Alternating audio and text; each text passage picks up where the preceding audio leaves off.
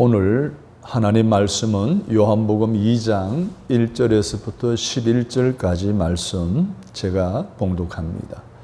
사흘째 되던 날 갈릴리 가나에 혼례가 있어 예수의 어머니도 거기 계시고 예수와 그 제자들로 혼례의 청함을 받았더니 포도주가 떨어진지라. 예수의 어머니가 예수에게 이르되 저들에게 포도주가 없다 하니 예수께서 이르시되 여자의 나와 무슨 상관이 있나이까? 내 때가 아직 이르지 아니하였나이다. 그의 어머니가 하인들에게 이르되 너에게 무슨 말씀을 하시든지 그대로 하라 하니라. 거기에 유대인의 정결 예식을 따라 두세 통 드는 돌 항아리 6이 놓였는지라. 예수께서 그들에게 이르시되 항아리에 물을 채우라 하신즉 아기까지 채우니 이제는 떠서 연회장에게 갖다 주라 하시매 갖다 주었더니 연회장은 물로 된 포도주를 맛보고도 어디서 났는지 알지 못하되 물도 온 하인들은 알더라. 연회장의 신랑을 불러 말하되 사람마다 먼저 좋은 포도주를 내고 취한 후에 낮은 것을 내거늘 그들은 지금까지 좋은 포도주를 두었도다 하니라. 예수께서 이 첫 표적을 갈릴리 가나에서 행하여 그의 영광을 나타내심에 제자들이 그를 믿으니라. 아멘. 기쁨을 회복하게 하는 신앙적인 가치를 수용할 때 내 생에 변화가 일어납니다. 라는 제목으로 말씀을 드리려고 합니다. 세상에 살아가는 많은 사람들이 한결같이 바라는 것이 기쁨과 행복한 삶입니다. 그러나 현실은 그렇지 않죠. 여러 가지 고난과 고통이 오늘 우리로 하여금 기쁨과 행복으로부터 멀어지게 만드는 그러한 현실 속에 우리는 살아가고 있습니다. 그래서 사람들은 그 기쁨과 행복을 회복하기 위해서 수많은 노력을 아끼지 않습니다. 어떤 사람들은 명예가 기쁨을 가져다 줄 줄로 믿고 명예를 얻기 위해 동분서주하는 사람들이 있습니다. 어떤 사람들은 물질이 자기에게 기쁨을 가져다 줄 줄로 믿고 돈 버는 일에 혈안이 되어 있는 사람들도 보게 됩니다. 또 어떤 사람들은 건강이 우리에게 기쁨과 행복을 가져다 줄 줄로 믿고 건강을 위해서 많은 시간과 물질을 투자하는 경우도 보게 됩니다. 뿐만 아니라 지식이 우리를 행복하게 해준다, 기쁨을 쭉 가져다 준다라고 믿고 지식을 얻기 위해서 독서를 하고 여행을 하고 또 여가 생활을 하는 일에 많은 시간과 물질을 투자하는 사람들을 보게 됩니다. 그러나 오늘 그렇게 인간이 아무리 노력한다 할지라도 기쁨과 행복을 얻기보다는 불안과 염려와 고난과 고통 속에 살아갈 수밖에 없는, 기쁨을 얻기는커녕 오히려 마음속 깊은 곳에 실망감만 그리고 좌절감만이 가득하게 되어지는 이러한 현실 속에 우리는 살아가고 있습니다. 그러면 오늘 우리가 인생의 참 기쁨을 얻는 비결이 있는데 그 비결을 우리가 안다면 세상 사람들처럼 지식을 위해, 건강을 위해서, 물질을 위해서, 명예를 위해서 그렇게 몸부림칠 이유가 하나도 없습니다. 참 기쁨을 회복할 수 있는 비결이 무엇일까요? 바로 주님을 내 안에 모시는 것입니다. 주님과 함께 동행하는 것입니다. 주님이 나와 함께하면 내 안에 있던 실망감과 좌절감, 고난과 고통과 같은 부정적인 것들은 다 사라질 줄로 믿습니다. 참 기쁨의 근원이 되시는 예수 그리스도와 함께하는 그러한 믿음의 삶을 살아가시는 저와 여러분이 되시기를 주님의 이름으로 바랍니다.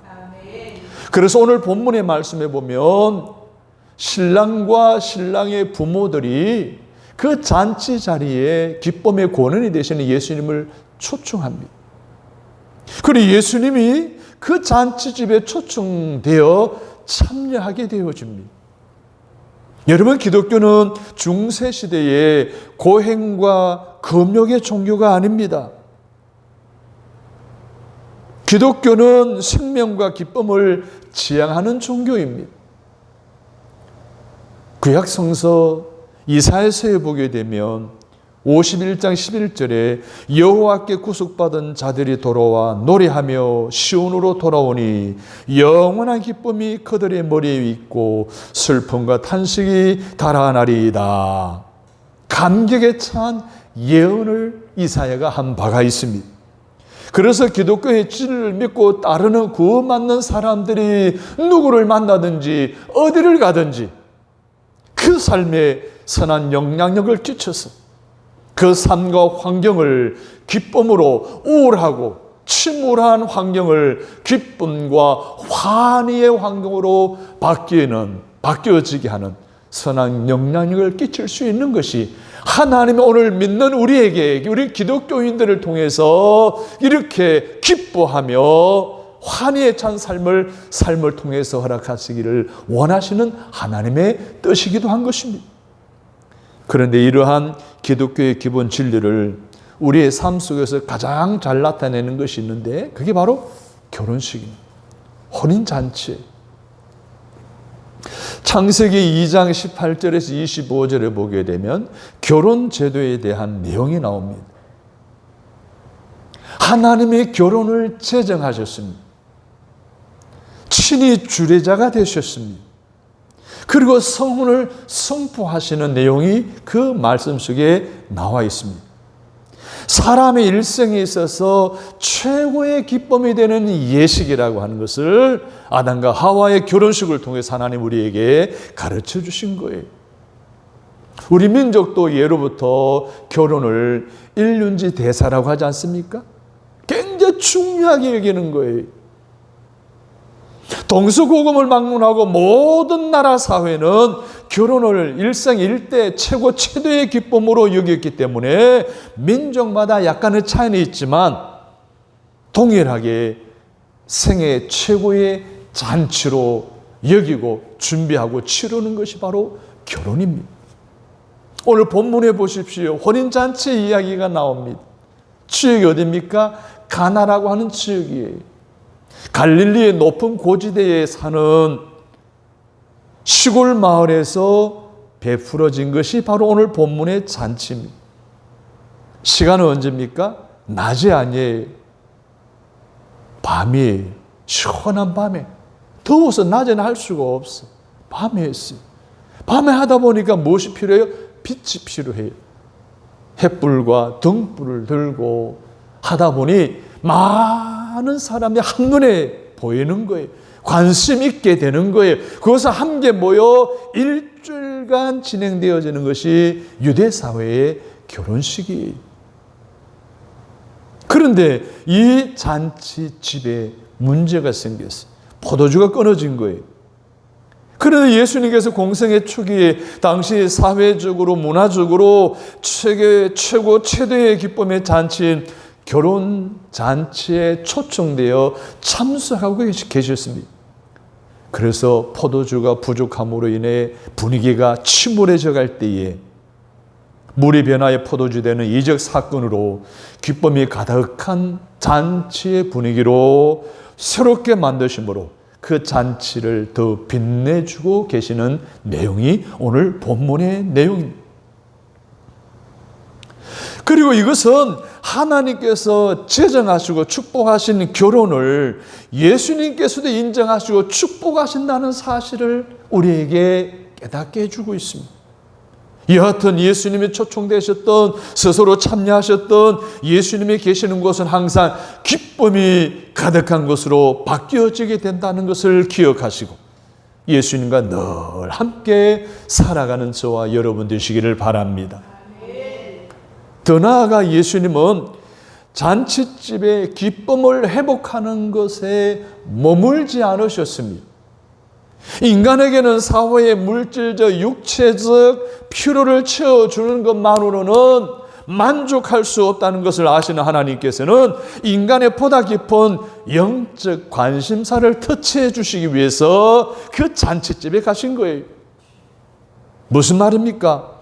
예수님이 친히 참여하셨던 가나의 결혼잔치는 예수님께서 신랑으로 참여하셔서 마지막 날 천상에서의 신부되는 우리들과의 결혼식을 상상해주는, 묵상해주는 본문의 내용이라는 것입니다. 그래서 이 본문을 읽을 때 우리는 마지막 때에 있을 신랑 되신 주님과의 천상 결혼식을 염두에 두고 읽어 나가야 된다는 거예요.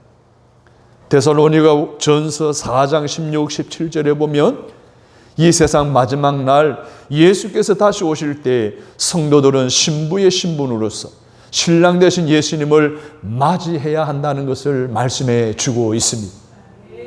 그래서 우리는 마지막 때에는 주님께서 친히 나의 신랑이 되시고 술죄함을 받은 모든 성도들이 신부가 되어 공중 결혼식에 베풀어 줄 것이라는 것을 알고 있으시기를 바랍니다.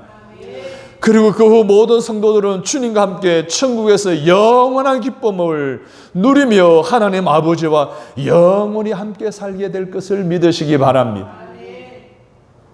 그래서 우리는 그것을 미리 대비해서 준비해야 함을 오늘 우리 주님이 이 잔치집에 참여하심으로 물을 변하여 포도주가 되게 하시는 기쁨을 회복케 하신 사건을 통해 다시 한번 우리에게 천상 결혼, 천국 결혼을 상기시켜주고 있음을 기억하시기를 바랍니다. 그렇습니다. 예수님이 함께 하시는 곳이라면 그곳이 천국이든 이 땅이든 상관이 없습니다. 그 어디일지라도 기쁨이 가득한 잔치집으로 바뀌어진다는 것을 믿으시기 바랍니다. 그러므로 우리는 주님을 심령의 내 인생의 주인으로 초청해야 합니다. 뿐만 아닙니다. 우리 가정의 주인으로 모셔드려야 합니다. 그래서 여러분의 신앙생활에서 항상 주님과 동행해야 할 줄로 믿습니다. 그래야 여러분의 삶에도 매일매일 천국 같은 잔치가 열려 부족함이 없는 기쁨이 가득한 가정생활과 신앙생활을 할 수 있게 되기를 주님의 이름으로 축복합니다. 두 번째로는 예수님은 잔치의 중심이 되는 기쁨의 상징인 포도주의 결핍을 채워주셨습니다. 성경의 여러 곳에서 포도주는 뭘 상징하는가 하면 기쁨을 의미했습니다. 시편 104편 15절에 보면 사람의 마음을 기쁘게 하는 포도주와 사람의 얼굴을 윤택하게 하는 기름과 사람의 마음을 힘있게 하는 양식을 주셨도다. 사람의 마음을 기쁘게 하는 것이 포도주라고 했어요. 전도서 10장 19절에서는 잔치는 희락을 위하여 베푸는 것이요 포도주는 생명을 기쁘게 하는 것이나 돈은 범사에 이용되느니라 라고 말씀하고 있습니다. 더구나 팔레스타인 지역은 물이 부족한 지역이에요. 물이 부족하다 보니까 포도주가 음료수를 대용하는 그러한 음료수로 사용되어지는 그러한 지역이었기 때문에 이 포도주는 굉장히 귀중한 것이었습니다. 특별히 잔치집 같은 경우에서는 포도주는 없어서는 아니 될 아주 중요한 것을 차지하고 있었습니다. 따라서 잔치집에 포도주가 떨어지면 결국은 당황스러울 수밖에 없고 그리고 혼주는 망신살을 당할 수밖에 없는 것입니다. 그런데 오늘 본문에 보니까 예수님께 참여하고 계신 그 잔치집에 포도주가 부족해진 거예요. 다 떨어진 거예요. 기쁨의 자리인 결혼식에 기쁨을 상징하는 포도주가 없으니 기쁨이 흘러 넘치할 잔치집에서 기쁨이 사라지고 오히려 사람들의 입에서는 불평이 곧 터져 나올 상황에 놓이게 되었습니다. 그러나 이때 예수님께서 공생의 처음 사역으로 놀라운 표적을 행하셨습니다. 기쁨의 권능이신 예수님이 물로 포도주로 만드셔서 다시 기쁨이 흘러 넘치는 잔치가 되게 하신 것입니다. 잔치의 중심이 되는 기쁨의 상징인 포도주의 결핍을 완전히 채워주신 것입니다. 이 예수님의 포도주 체험의 사건은 신랑의 부모와 가족 그리고 친척들 그리고 더 나아가 그 잔치집에 초대받은 모든 사람들 그들에게 닥칠 우울감과 불평의 쓰나미를 막아내고 오히려 기쁨과 웃음 그리고 행복의 폭포수를 채워주시는 기쁨과 기적과 축복의 시작이었던 것입니다. 그런데 예수님은 이 육신적인 체험 거기에 머물지 않으셨습니다. 인간에게는 사회적으로 물질적 육체적으로 결핍을 채워주는 것만으로는 부족하다는 것을 아셨어요. 영적인 어떤 것들을 터치해 주어야 한다는 것을 아신 거예요. 이게 무슨 말입니까?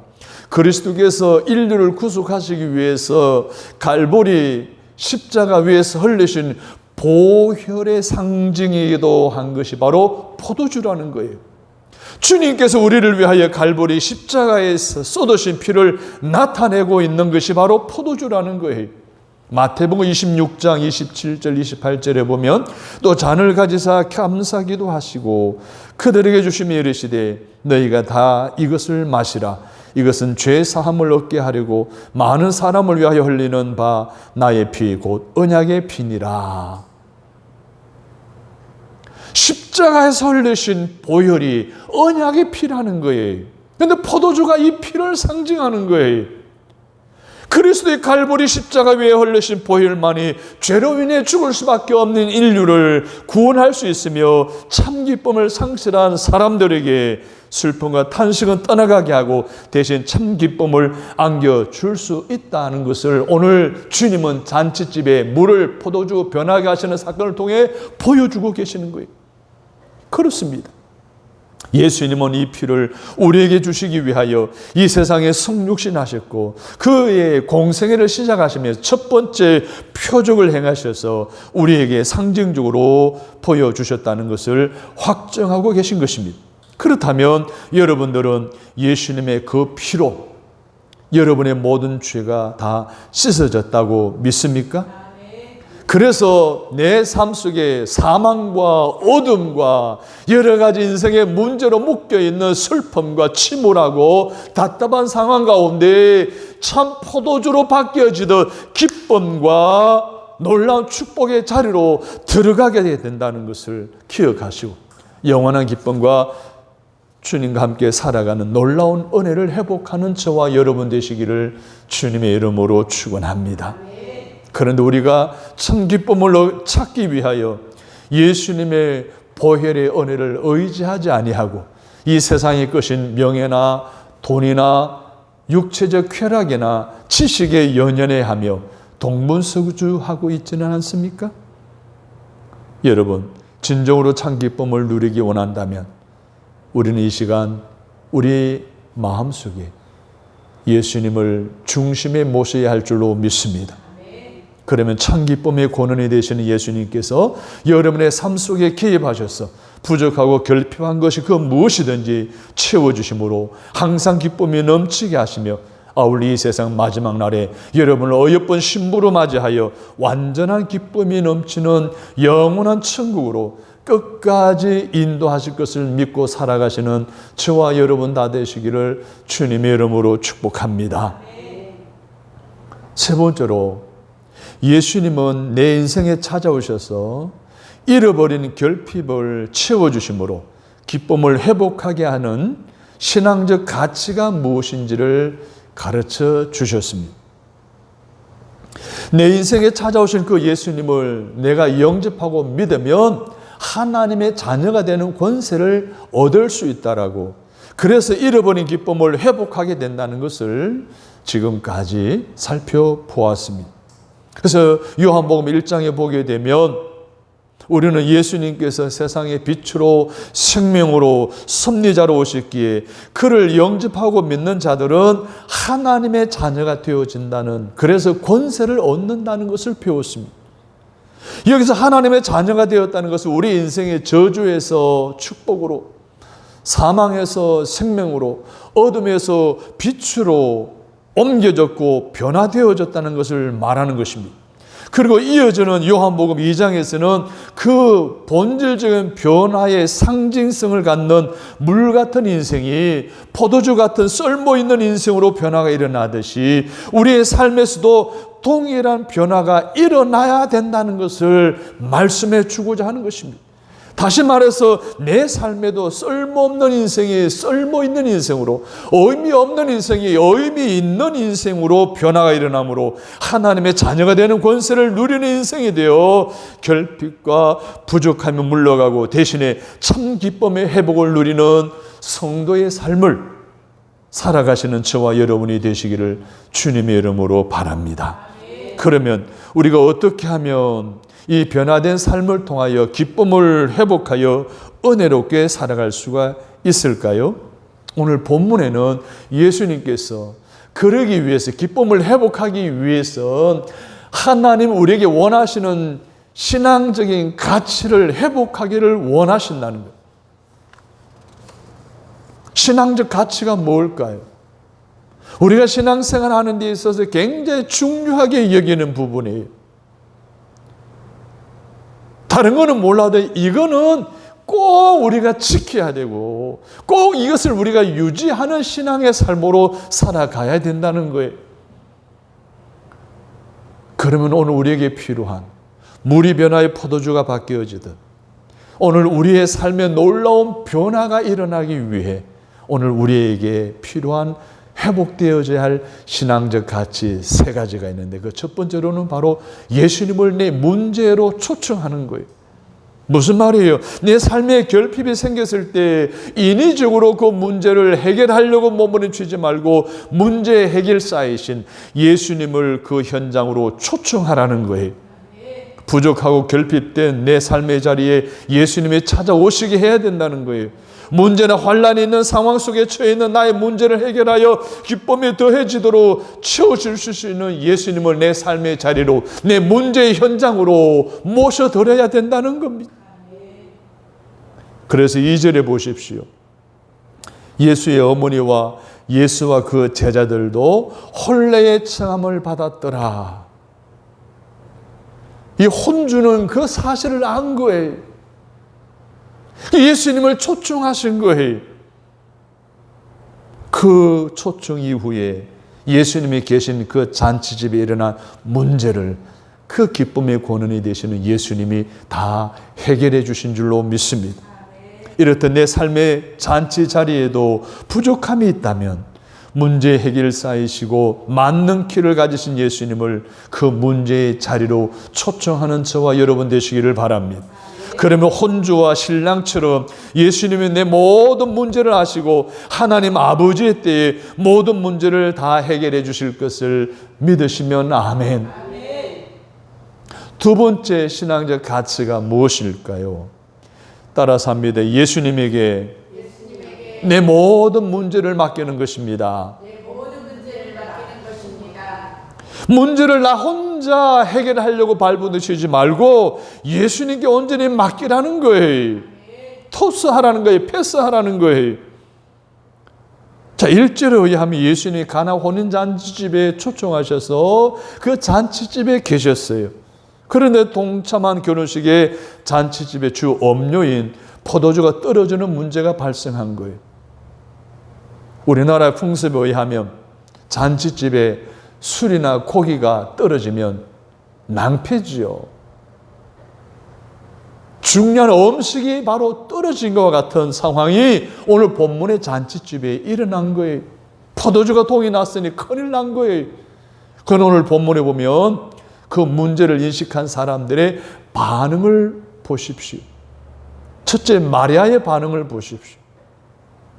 마리아가 어떻게 처신하고 있습니까? 3절에 보십시오. 야단 법석을 떨고 있지 않습니다. 혼주와 신랑의 친척에 지나지 않았지만 포도주가 떨어진 사실을 확인하고 나서 주인의식을 갖습니다. 그리고 그 결혼식의 당면에 문제인 포도주가 떨어진 것을, 그 문제를 가지고 누굴 찾아갑니까? 예수님께로 찾아갑니다. 혼인잔치집에 숨겨진 깊숙한 문제를 끌어안고 내몰라 하지 않고 내 문제로 안고 예수님을 찾아간 거예요. 일반적으로 잔치집에 문제가 생기면 손님 맞이하리라 정신없는 주인에게 그 사실을 이야기하지 않죠. 그 잔치를 총괄하는 일꾼이 있어요. 총무가 있어요.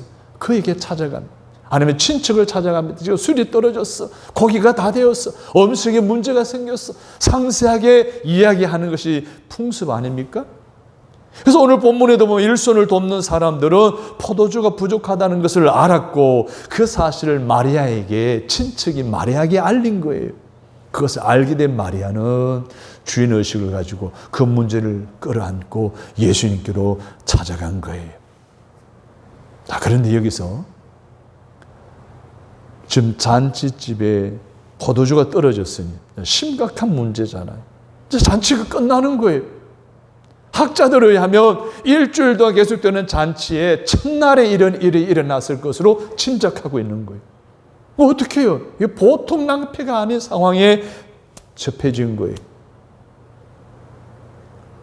그런데 마리아가 지금 그 사실을 알게 됐죠. 어떻게 해결해야 될지 자기는 방법이 없어요. 대략 난감이었어요. 그런데도 야단 법석을 떨지 않고 다른 사람이 어떻게 생각하고 다른 사람이 어떤 말을 하든지 상관하지 않고 그 문제를 가지고 주님을 찾아간 거예요. 포도주가 없다고 알려드린 거예요. 이 결핍한 문제를 예수님께 다 맡겨드린 거예요. 이러한 신앙적 가치인 맡김과 의탁이 오늘 저와 여러분에게도 필요한 줄로 믿습니다.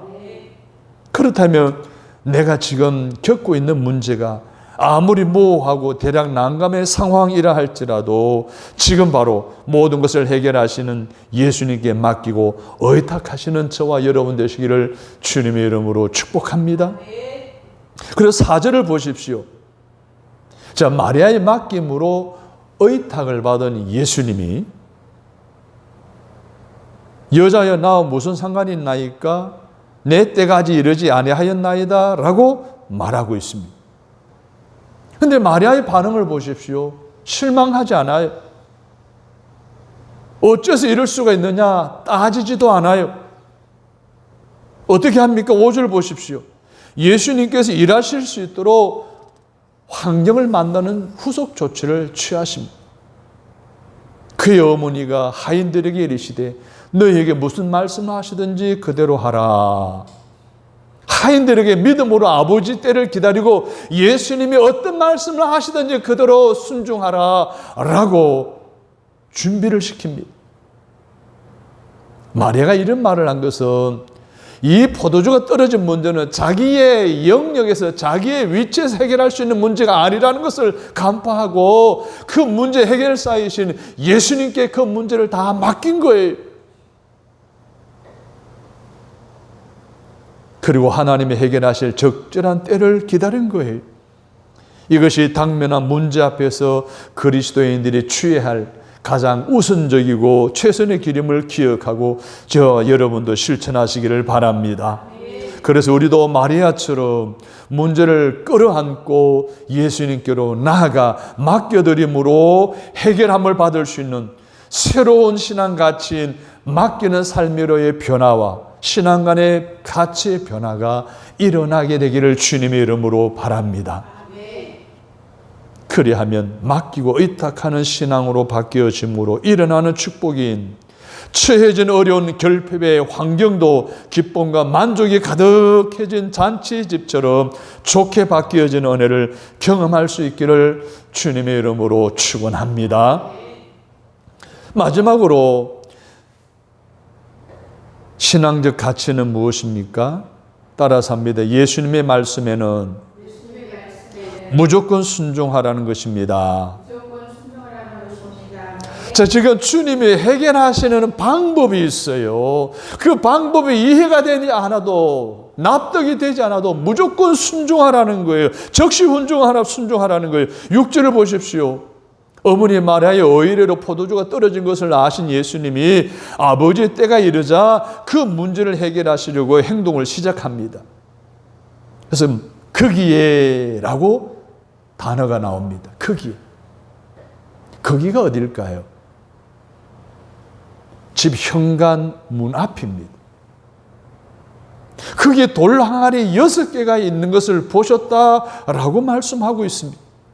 그럼 돌 항아리는 무슨 일에 쓰려고 그거 현관 앞에 있을까요? 이스라엘 지역은 건조한 지역이라 샌들을 신고 밖에 나가서 들어오게 되면 손과 발이 다 더러워져요. 그래서 집으로 들어가기 전에 현관 앞에 있는 물 항아리에 물을 떠다 발과 손을 씻는 거예요. 정결 예식을 위해 꼭 필요한 거예요. 이스라엘의 어느 집이든지 가면 다 놓여 있었어요. 근데 그게 몇 개? 6개. 그런데 그게 다 비어 있었단 말이에요. 그만큼 손님들이 많이 와서 물을 소비했다는 거예요. 상상 외 손님 오므로 포도주가 떨어지긴 거예요. 예전에 우리 어릴 때에 가정마다 결혼식이 있으면 집에서 다 했잖아요. 일반적으로 웬만한 집은 돼지 한 마리 잡으면 끝나요. 좀 산다 하면 2마리, 3마리 잡는 사람이 있고 정말 잘 사는 사람들은 소를 잡는다는 이야기도 저는 들은 적이 있어요. 그러면 그 잔치를 여는 가정의 경제적인 상황이 어떤지는 물 항아리가 몇 개로 준비해 놓은지를 보게 되면 충분히 짐작해 볼 수 있는 거예요. 그런 초대형 잔치집에 없어서는 아니 될 포도주가 떨어진 거예요. 그래서 예수님 마리아를 통해 그 사실을 아시고 해결하시고 방법을 찾고 계시는데 그 빈 항아리가 현관 입구 거기에 있는 것을 보신 거예요. 드디어 7절을 보십시오. 예수님께서 행동 개시합니다. 하인들에게 항아리에 물을 채우라 하셨습니다. 항아리에 물을 채우라. 이 말을 들은 하인들이 납득이 되지 않았어요. 이해가 되지 않았어요. 지금 포도주가 떨어지는데 물을 채우라니 이 맹물을 가지고 어떻게 할 것인가? 상상도 할 수 없었죠. 순종하기 어려웠어요. 그런데 물을 채우라 하신저 아구까지 채우니라는 7절의 말씀처럼 이 하인들은 즉시 순종하여 비어있던 항아리마다 물을 가득 채워넣습니다. 이것뿐만 아닙니다. 항아리에 물에 채워지자마자 예수님의 하인들에게 다시 연회장에 떠다 갖다 주라라고 명령합니다. 예수님 하신 일은 엉뚱한 일이에요. 하인들이 생각할 때 방금 맹물을 갖다 부었는데 이걸 떠다 주라는 거예요. 이 엉뚱한 지시에 납득이 되지 않은 거예요. 안 가죠. 맹물을 갖다 주다가는 잔치집에 난리가 날 텐데. 그런 엉뚱한 지시를 함에도 불구하고 하인들이 어떻게 했다고요? 순종한 줄로 믿습니다. 그래서 하인들은 순종한 물을 떠서 연회장에게 갖다 주었더니 9절에서 무슨 일이 일어났습니까? 기적이 일어난 줄로 믿습니다. 연회장이 물로 된 포도주를 떠다 준 것을 마셨더니 지금까지 먹었던 포도주보다도 훨씬 더 맛있는 포도주로 바뀌어진 거예요. 할렐루야. 물이 변하여 포도주가 되었으니 화학적인 변화가 일어났죠. 발효가 일어났으니까. 놀라운 엄청난 기적이 일어난 거예요. 예수님이 말씀하시니 물이 변하여 포도주 됐네. 예수님이 말씀하시니 물이 변하여 포도주 됐네. 예수님 나에게도 말씀하셔서 새롭게 변화시켜 주소서. 할렐루야. 이런 놀라운 새로워지는 변화가 일어난 거예요. 물이 포도주로 변화해야 되는 새로운 역사. 사랑하는 여러분, 우리도 삶에서 내게 주시는 하나님의 말씀이 이해되지 않아도 받아들이고 순종하기만 하면 물리적인 변화와 같은 놀라운 환경의 변화가 일어날 줄로 믿습니다. 감당이 어려운 문제로 인하여 우울하고 답답한 환경에 처한 자신과 가정과 직장에 기쁨과 만족함이 넘치는 환경으로 바뀌어질 줄로 믿습니다. 그래서 지금 나를 힘들게 하는 모든 문제들이 사라지고 해결받는 은혜를 체험하게 되는 저와 여러분이 될 줄로 믿습니다.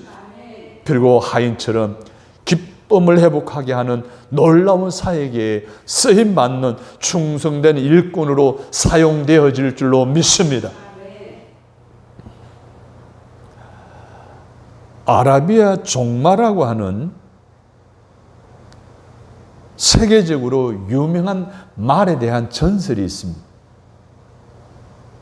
아라비아에 사는 마호멧이라는 사람이 평생 소원이 훌륭한 종마, 명마를 갖는 거였어요. 어떻게 하면 세계적인 종마를 얻을 수 있을까? 궁리하던 끝에 세계 전 지역을 다니며 훌륭한 말들을 사모으기로 했습니다. 몇 년이 지난 뒤 100마리의 말을 데리고 귀국한 거예요. 한 우리에 가다 놓고 관리를 하면서 종말을 어떻게 여기서 가려낼 것인가 하면서 이런 일을 말들에게 행했어요. 먹이는 최고의 것으로 주었어요. 그리고 전혀 스트레스를 주지 않았어요. 최고의 환경에 말들이 지나도록 그렇게 만들어 놓고 관리를 하기 시작하면서 단 하나 물은 한 방울도 주질 않은 거예요. 하루 이틀 사흘 지나면서 말들이 갈증을 느끼기 시작합니다.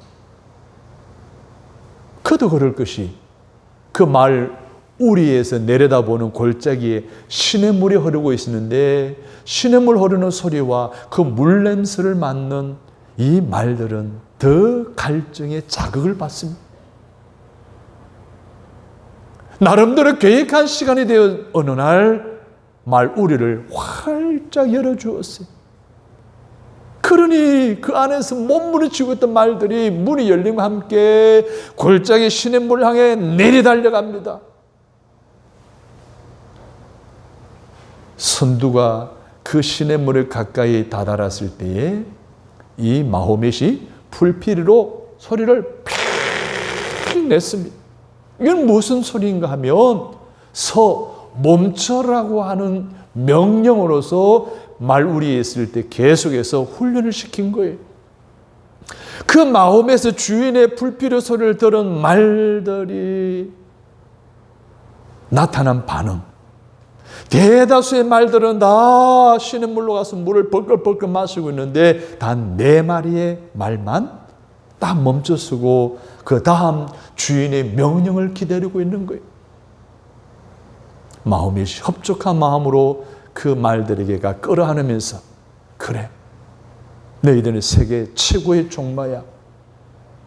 너희들이 아무리 자태가 뛰어나고 아무리 힘과 지구력이 있어도 순종하지 않으면 종마로서의 가치가 없어 라고 말했습니다.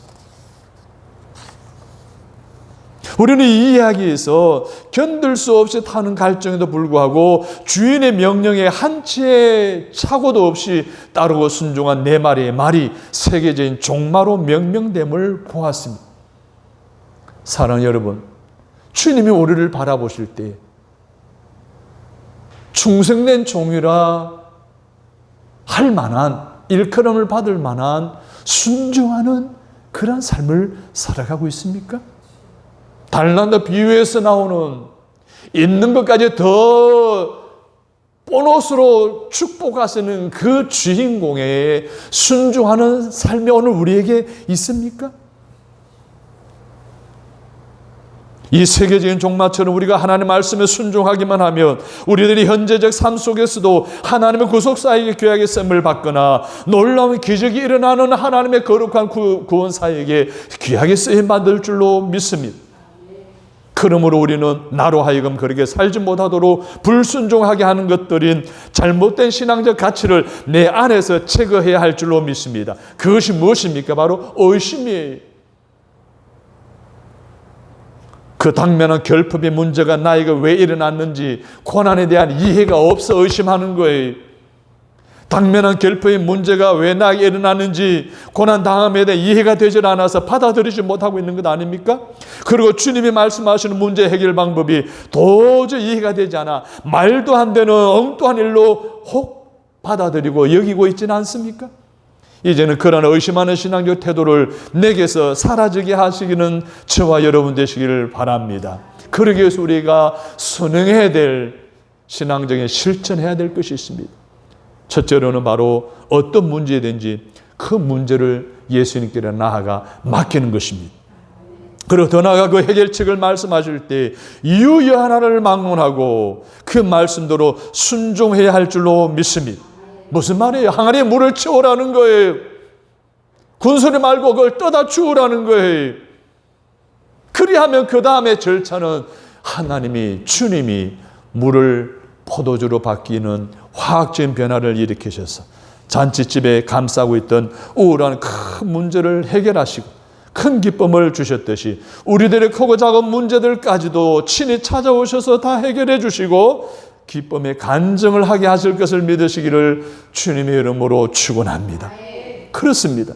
가나 혼인잔치집의 주인과 연회장과 그 하인들처럼 우리도 초청하고 맡기고 순종함으로 하나님과 함께하며 주님을 내 안에 모시면 우리에게도 점점 더 좋은 일이 우리의 삶 가운데 생겨날 줄로 믿습니다. 그럼 우리가 하나님과 함께한다는 증거는 무엇일까요?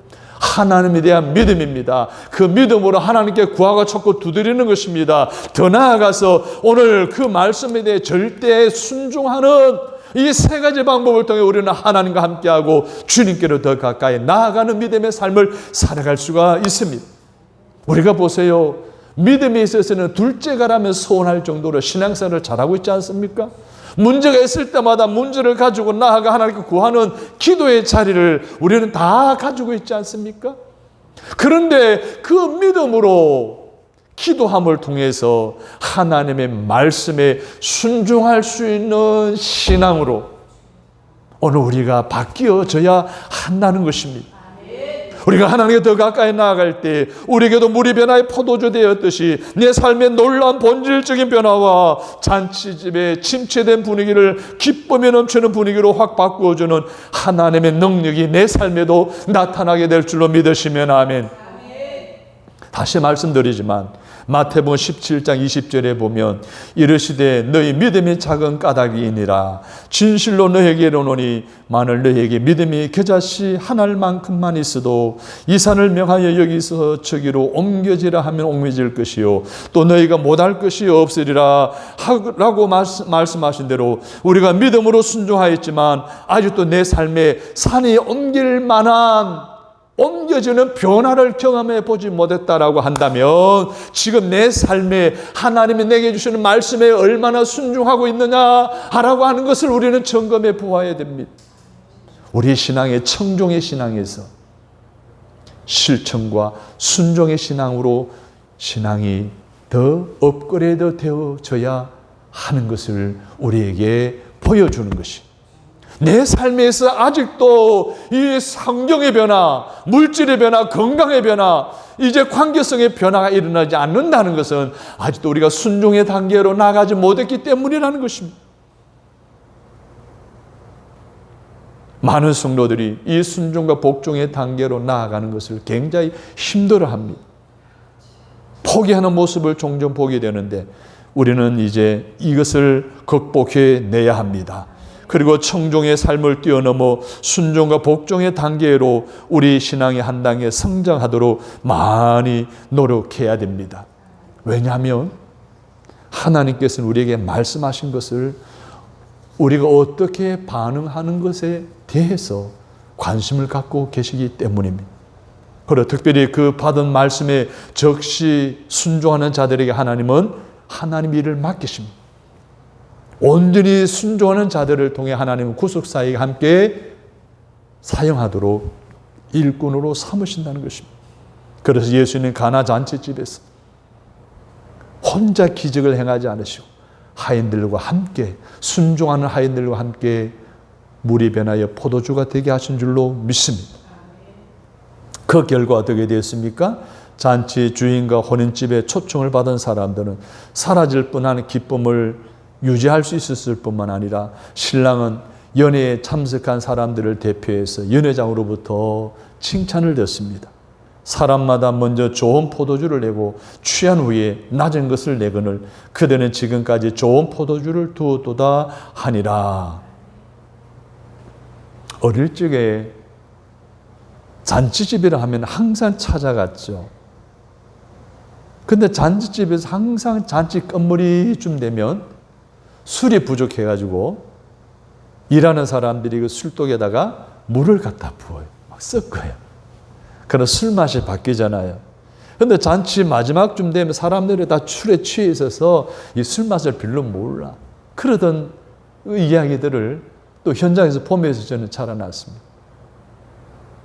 오늘 본문의 잔치집 연회장도 여느 잔치집의 관습대로 하지 않은 신랑에게 말하기를 지금까지 좋은 포도주를 두었도다 라고 칭찬을 했던 거예요. 그래서 지금 초청받은 모든 사람들로부터 야, 술맛이 왜 이렇게 바뀌어졌나? 야, 이 집은 처음보다는 마지막을 다른 사람들 같지 않고 마지막을 좋은 술을 내는구나 라고 칭찬을 받게 된 거예요. 분위기가 점점 좋아지게 된 거예요. 분위기가 고조되는 잔치집으로 확 바뀌어지게 된 거예요. 사랑하는 성도 여러분, 여러분 인생의 잔치인 여러분의 삶에 있어서 모자람이나 부족함이나 결핍함이 없이 다 완벽하게 채워지는 본질적인 변화가 일어나는 기적의 은혜를 날마다 경험하기를 바라고 있지 않습니까? 그렇다면 주님을 나의 문제의 자리로 초청하십시오. 주님께 나의 모든 결핍의 문제를 맡기십시오. 주님의 어떤 말씀일지라도 순종함으로 결핍에서 기쁨을 회복한 잔치집의 축복이 그렇게 살기로 결단하는 저와 여러분의 삶에도 경험할 수 있게 되기를 간절히 바랍니다. 이렇게 해서 얻은 기쁨은 요한복음 16장 22절의 말씀처럼 주님 안에 있기만 하면 지금은 너희가 기뻐 근심하나 내가 다시 너희를 보리니 너희 마음이 기쁠 것이요. 따라서 합니다. 너희 기쁨을 빼앗을 자가 없으리라. 그리스도 안에 있으면 예수를 모시기만 하면 내 안에는 기쁨을 빼앗을 길 일이 없다는 거예요. 빼앗기더라도 다시 채워지게 된다는 거예요. 이 은혜를 기억하시고 저와 여러분의 삶에 갖추어야 할 신앙적인 가치 초청하고 맡기고 그분의 말씀에 순종하는 삶을 통해 환경이 변화되어지고 결핍이 채워지고 그래서 주시는 하나님의 기쁨을 날마다 흘러보내는 복된 삶을 살아가는 저와 여러분이 되시기를 주님의 이름으로 축원합니다. 하나님, 지금까지 살아오면서 많은 문제들로 인해 우리 안에 있던 기쁨을 빼앗기며 살아왔는데 이제 다시 한 번 더 빼앗긴 기쁨을 회복할 수 있는 주님을 초청하고 그분께 맡기고 그분의 말씀에 순종하는 신앙의 가치를 회복하며 살아가는 저희들 되게 해 주셔서 기쁨을 빼앗기지 않게 하시고 부족한 것도 체험을 받아 기쁨을 회복하는 저희들의 삶이 되도록 축복하여 주옵소서.